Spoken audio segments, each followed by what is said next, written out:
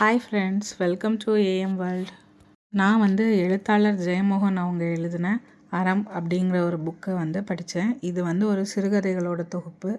So இந்த புக்கை படிக்கும்போது எனக்கு இதுலேருந்து என்னெல்லாம் கிடச்சிது, என்னோடய பார்வை இந்த புக்கை பற்றி எப்படி இருந்தது அப்படிங்கிறது தான் நான் இந்த வீடியோவில் ஷேர் பண்ணியிருக்கேன். அறம் புத்தகம் உண்மை மனிதர்களின் கதைகளை வைத்து எழுதப்பட்ட புத்தகமாக்கும். இதில் மொத்தம் 12 கதைகள் இருக்குது. அறம், வணங்கான், தாயார் பாதம், யானை டாக்டர், சோற்றுக்கணக்கு, 100 நாற்காலிகள், பெருவலி, ஓலைச்சிலுவை, மயில் கழுத்து, மத்தரு தயிர், கோட்டி, உலகம் யாவையும். எழுத்தாளர் அவர்களோட மனதில் இருந்த ஆளுமைகளும் சில லட்சியவாதிகளுடைய இடமே இந்த அறம் புத்தகம் அப்படிங்கிறது நான் முன்னுரையிலேருந்து தெரிஞ்சுக்கிட்டது. வரக்கூடிய கதைகள் எல்லாமே ரொம்ப உணர்ச்சி பூர்வமானதாக இருந்தது. நான் ஒரு கன்னியாகுமரி மாவட்டத்தை சேர்ந்த நபராக இருந்தனால இதில் வரக்கூடிய பெரும்பாலான ஊர்கள், வழித்தடங்கள், வட்டார பேச்சு வழக்குகள் எல்லாமே எனக்கு ரொம்ப பரிச்சயமானதாக இருந்தது. அதனால் இந்த காட்சிகள் அதில் நம்ம வாசிக்கும் போது அதை நம்ம மனக்கண்ணில் கொண்டு பார்க்குறதுக்கு இன்னுமே நல்ல ஆர்வமாக இருந்தது. புத்தகத்தின் முதல் கதை அறம். ஒருவர் கஷ்டமான நிலைமையில் இருக்கும்போது, அவர் ஏமாற்றப்படும்போது அவரால் தாங்க முடியாத வேதனைகளுக்கு அவர் ஆளாகிறார். இந்த ஏமாற்றியவரின் குடும்பத்தை சேர்ந்தவரே அறத்தின் பக்கம் நின்று அந்த பிரச்சனையை சரி செய்தது தான் இந்த கதை. ஒரு எழுத்தாளரை பற்றிய கதை இது. அடுத்த கதை வணங்கான். எனக்கு இந்த கதை ரொம்ப பிடிச்சிருந்தது.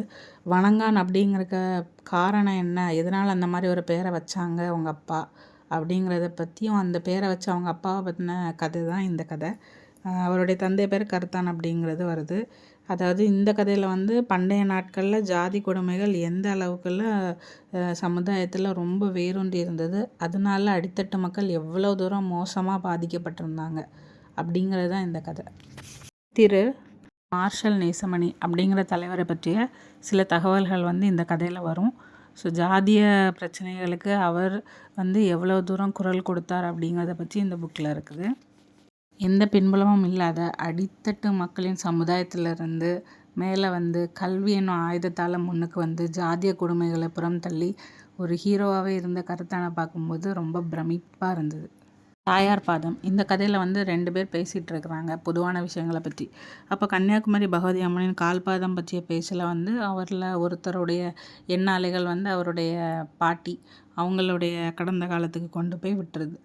பாட்டியை பற்றி சொல்கிற சில தகவல்களில் அந்த காலத்தில் பெண்கள் எவ்வளோ தூரம் தங்களுடைய உரிமைகளை இழந்து தங்களுக்கு விருப்பமானவற்றை இழந்து குடும்பம் அப்படிங்கிற ஒரு கட்டமைப்புக்குள்ளே இருந்தாங்க அப்படிங்கிறத பற்றி தான் பேசியிருக்காங்க. அடுத்ததாக யானை டாக்டர். இதில் டாக்டர் வி கிருஷ்ணமூர்த்தி அவர்களை பற்றி, அதாவது சுருக்கமாக டாக்டர் கே அப்படின்னு சொல்லக்கூடிய அந்த யானை டாக்டர் அவரை பற்றின கதை இது. இந்த டாக்டர் கே இல்லைன்னா யானை டாக்டருக்கு காடு மற்றும் வன மிருகங்கள் பற்றிய புரிதல் ரொம்ப அதிகம். அவருக்கு இலக்கியத்திலேயுமே ஆர்வம் அதிகம். மலை பிரதேசங்களுக்கு சுற்றுலா வரக்கூடியவங்க மது அருந்து விட்டு அந்த பாட்டிலை அங்கே போட்டுட்டு போகிறனால அந்த யானைகளுக்கு என்ன மாதிரி கதி ஏற்படுது அப்படிங்கிறத வாசிக்கிறப்போ நிஜமாக கண்ணீரே வந்துருச்சு. யானைகளுடைய விஷயங்கள், யானை பற்றின தகவல்கள், யானையுடைய ஞாபக சக்தி பற்றிலாம் அந்த கதை புக்கில் இருக்குது. அது ஒன்றுமே பிரமிப்பாக இருக்குது, யானைகளுக்குள்ளே இவ்வளோ சக்தி இருக்குதா அப்படின்னு. அடுத்த கதை சோற்றுக்கணக்கு அப்படிங்கிற ஒரு கதை. இதில் நம்ம பொதுவாக அடுத்த வீடுகளில், உறவினர் வீடுகளில் தங்கி இருந்து கல்வி பயிலும்போது அங்கே நமக்கு சாப்பாட்டுக்கு ஏற்படக்கூடிய சில தகராறுகள், அதை சமன் செய்கிறதுக்காக தெய்வங்களாக அனுப்புகிற சில மனிதர்கள், அவங்கள பற்றின ஒரு கதை தான் இது. இதில் கெத்தேல் சாஹிப் அப்படிங்கிற ஒரு மனிதரை பற்றி பேசியிருக்காங்க. பசியில் வாடுறவங்களுக்கு கெத்தேல் சாஹிப் மாதிரி மனிதர்கள் ஒரு பெரிய வரம் தான். கதை 100 நாற்காலிகள் அப்படிங்கிறது. இது ஜாதிய கொடுமைகளை முன் வச்சு பேசக்கூடிய ஒரு கதை தான். என்னை ரொம்ப ஆழமாக பாதித்த ஒரு கதை. இன்றைக்கு வரைக்குமே அந்த கதையில் வரக்கூடிய ஒரு சமுதாயத்தை பற்றி நான் கேள்விப்பட்டதில்லை. இதில் தான் நான் தெரிஞ்சுக்கிட்டேன். மனுஷனாக பிறந்து மனுஷனாக வாழ்கிறதுக்கான எல்லா உரிமையும் உள்ள மனிதர்களை ஜாதி என்னும் பேரால் விலங்குகளாக மாற்றி வச்சு பிற மனிதர்கள் தானும் ஒரு விலங்கு தான் அப்படிங்கிறத உணர செய்திருந்தாங்களோன்னு எனக்கு தோணுது. அவ்வளோத்துக்கு உண்மைகளை அந்த மக்கள் அனுபவிச்சிருந்தாங்க. கேட்டால் ஒரே காரணம் தான் ஜாதி அப்படிங்கிறனால.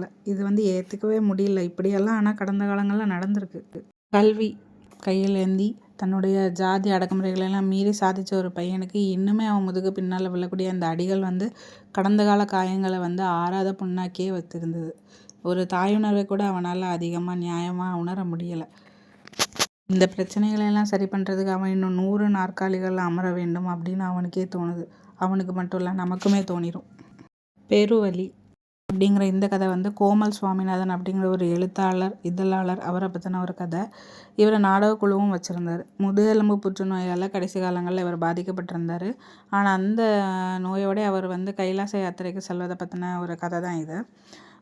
வலி, தனிமை, வெறுமை, தன்னை தானே உணர்ந்து கொள்ளும் உணர்வு பற்றிலாம் ரொம்ப அழகாக வந்து இந்த கதையில் வந்து விளக்கியிருக்காங்க. அதை வந்து ஓலைச்சிலுவை அந்த காலத்தில் கஷ்டப்படக்கூடிய நிலைமையில் இருக்கக்கூடிய பல மக்கள் வந்து தங்களுடைய அடிப்படை தேவைகளுக்காகவே மதம் மாறியிருக்காங்க. அதை பற்றின கதை தான் இது. ஸோ காலரா என்னும் நோய் வந்து குமரி மக்கள்கிட்ட எவ்வளோ பாதிப்பு உண்டாக்கி இருந்தது அப்படிங்கிறது இந்த புக்கு படித்து தான் தெரிஞ்சுது எனக்கு. நெய்யூரின் புகழ்பெற்ற மருத்துவர் தியோடர் ஹோவர்ட் சாமுவேல் அவங்களுடைய பங்களிப்பு, கடவுள் மேலான அவரது நம்பிக்கை, காலத்தில் கஷ்டப்படுறவங்களுக்கு எவ்வளோ தூரம் அவர் உதவியாக இருந்தார், அவர் கடந்து வந்த பாதைகள் எல்லாத்தையுமே இந்த கதை வந்து சொல்லுது. கதை முடிவில் வந்து கதாநாயகனும் தன்னுடைய கடவுளை வந்து உணருவான். அடுத்த கதை வந்து மயில் கழுத்து நீளம். ஒரு இசை, கவிதை இதில் எல்லாம் ஆர்வமுள்ள ஒரு எழுத்தாளர் வந்து இந்த மயில் கழுத்து நீளம் அப்படிங்கிற நிறத்தின் மேலே ரொம்ப ஆர்வமாக இருக்கார். அழகு, கலை, சங்கீதம் ஒவ்வொன்றுக்கும் ஒவ்வொரு வர்ணனைகள் இதில் இருந்தது. தனிமைனா என்னது, தனிமையை வந்து சங்கீதத்தால் உணரக்கூடிய ஒரு தருணம், அந்த மற்ற எல்லாமே வந்து ஒன்றுமே இல்லை அப்படிங்கிறத உணரக்கூடிய ஒரு தருணம் அவருக்கு வந்து அந்த பாடல்கள். அதை பற்றிய ஒரு விவரிப்பு தான் அந்த கதை. மயில் கழுத்து நீல நிறம் பற்றிய சில சின்ன சின்ன குறிப்புகளும் அந்த கதையில் இருந்தது. அடுத்த கதை வந்து மத்தர் தேர். வயதான பேராசிரியர் ஒருவர் தன் மாணவன் மீது வச்சுருக்கக்கூடிய பாசத்தை பற்றி இந்த கதை பேசுது. மத்தர் தேர் அப்படிங்கிறது கம்பராமாயணத்தில் வரக்கூடிய வரிகள். அதை வச்சு அதோடைய விளக்கத்தை வச்சு இந்த கதைகள் வந்து சில விஷயங்களை நமக்கு சொல்லுது. ஸோ அந்த மாணவன் மனதிலையுமே வந்து அந்த பேராசிரியர் மேலே இன்றைக்குமே பெரிய மதிப்பும் அன்பும் வச்சுருக்குது. கடைசியில் வந்து நமக்கு மெய்சில் இருக்குது.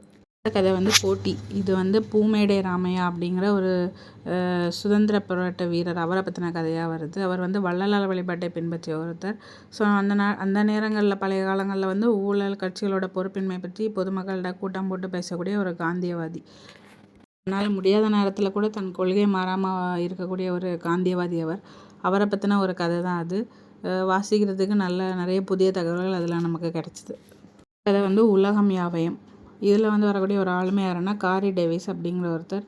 இவர் வந்து ஒரு உலக குடிமகன் அப்படின்னு சொல்லிக்கிட்டவர். தனக்குன்னு எந்த நாடும் இல்லை, எந்த நாட்டோட பாஸ்போர்ட்டும் இல்லை, இந்த உலகம் மொத்தமே ஒரு நாடு அப்படிங்கிற மாதிரியான அவருடைய கொள்கையை பற்றின கதை தான் இது. இதுக்காக அவர் பல தடவை சிறை சென்றிருக்கார். இந்தியா ரொம்ப விருப்பமானதாக இருந்தது. ஸோ இந்தியாவில் வந்து இந்தியா பற்றின அவரது எண்ணம், கற்றல்கள் பற்றின சில விஷயங்கள் வந்து அதில் அதிகமாக இருந்தது.